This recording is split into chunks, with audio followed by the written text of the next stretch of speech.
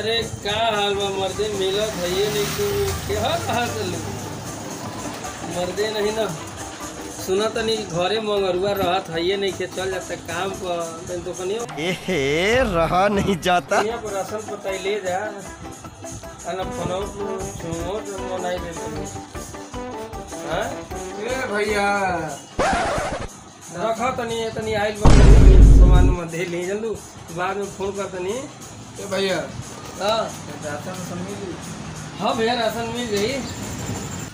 अरे मर्दे नहीं ना भोजपुरी बोला तो तू हो। हम बबुआ जिला का है ना भैया। अच्छा भगवान जी का घर है बैठ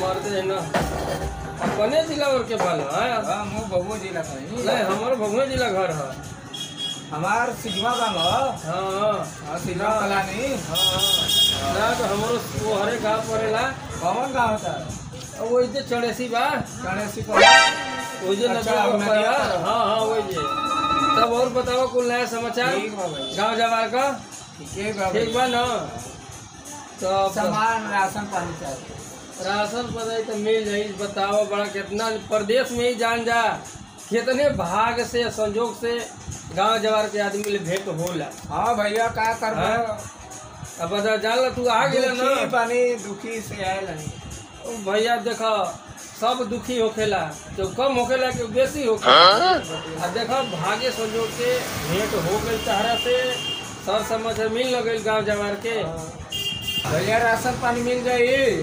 हाँ राशन पता है तो मिल जाई तो कहिए भैया ठीक कुल ठीक वो बात हाँ भैया सब समाचार होगी ऐसा उधार पत नहीं ना करेगी भैया ना तनी मनी कर रहा आधा आधा आधा दे ही आधा अभी नया नया गाँव ले आए अच्छा तो अकेले वाला कि परिवार लेके परिवार ले ले अच्छा परिवार लेके वाला तो ठीक बा। अच्छा ये बताओ हाँ भौजाई कैसन बाली समझ रहे हो। अरे तिलका तो नहीं मिलल हो पर मेहरारू बढ़िया मिलल ठीक ठाक टाल एकदम बोरगार सुगर सगर लंबा चौड़ा दे धाजल एकदम।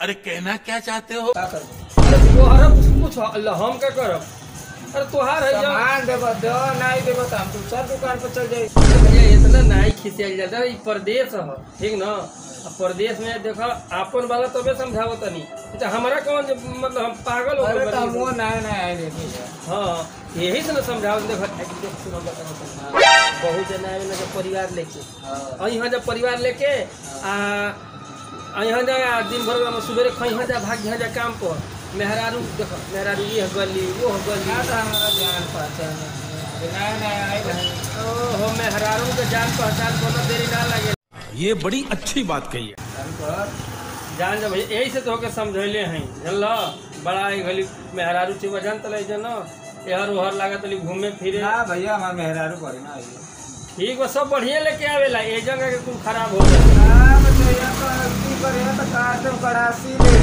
ये मत कटी हम तो हमके दे दी है गलती कर दिया कहीं हाँ दे दे तारा के अरे वो खातिर नहीं भैया हम समझा दे चलो ठीक है भैया थोड़ा जाए दो सब समझा दे हली बताओ का सामान लेवे के बाद भैया आधा किलो तेल चाहिए हाँ। 1 किलो किसान चाहिए हाँ आधा किलो चीनी दे दो 100 ग्राम में तो 50 ग्राम चाय पत्ती दे दो अच्छा अच्छा और ये ऐसे ही कुल जीरा जवाइन लहसुन कुल दे दो दी दोगे तो सामान ना तो कनी है कि कुछ आटा हो गई चावल हो गई चीनी हो गई चाय पत्ती हो गई वो कचरे वाला साबुन तो दे दो अच्छा, कचरे वाला चले वाला ये कहा लो अरे ये होता ना कहीं जला दे जाओ मारो ये तो ना वैसे ना जैसे वो पकड़ा अच्छा अच्छा बहुत चढ़े वाला कचरे वाला साबुन दे दिया भैया ये क्या करते हो मत कहिए वो तो मत करे जो मारे लग जाता क्या है? लाड़ है तो भैया छोला मिली ये मैं धीरे बोला 1 किलो छोला दे दो करियो छोला अरे मर्दी बोला नहीं कहल जाला हैं ये छोली कहल जाला वहीबा का दुकानिया में मर्दे है ना ठीक बात है तनी चने में ना करिया करियो चना नहीं ना ओकरा के छोला पाल जाला ना भैया एकदम ना छोले कहल जाला छोले। भैया हमको ना मालूम है ना, ये क्या है ना, छोला कहला सन। गाँव में न कहला सर। हाँ। तो ओकरा के छोला कहला सर।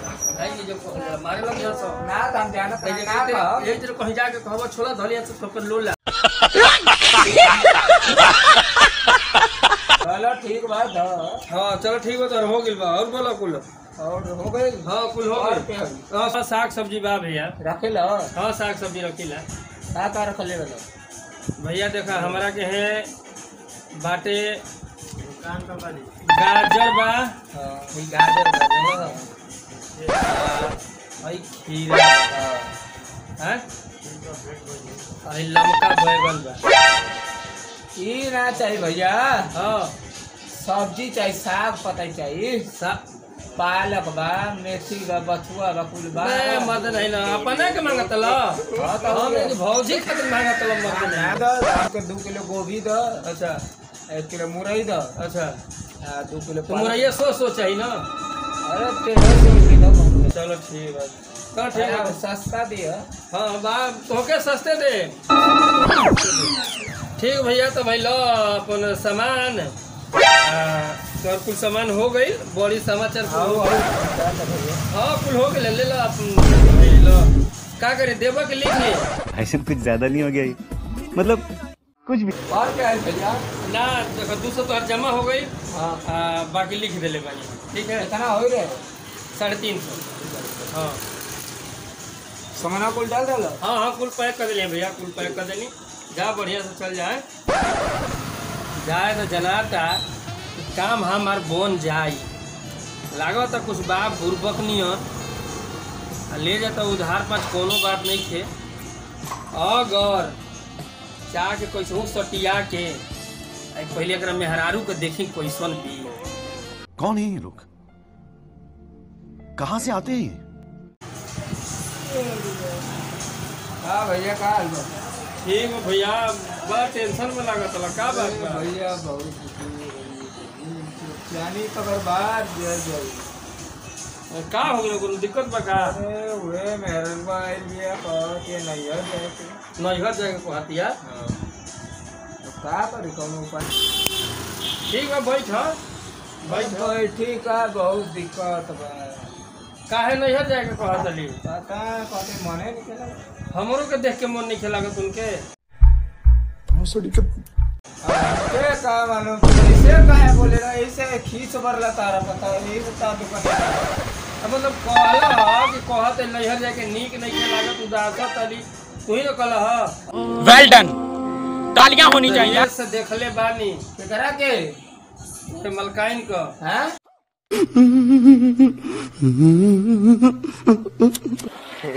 चला जा भोसड़ी के। तार निगाह बहुत खराब बा। आज बार तारा दुकानी बनाई है, तू देश परदेश को कैसे कर चला? मतलब हम कौन गलती का, हम गलती कुछ बोले कि का है भैया तार चला, तार निगाह बहुत गंदा बा। मर्दे अपना गाँव जवार को कैसे कहबा मर्दे कहीं का। देखनी है तबे ना कनी है। तो हम इतना भलाई सोचे तो नहीं, तो हमारे बदल लगा लाई का सोचे तला तू।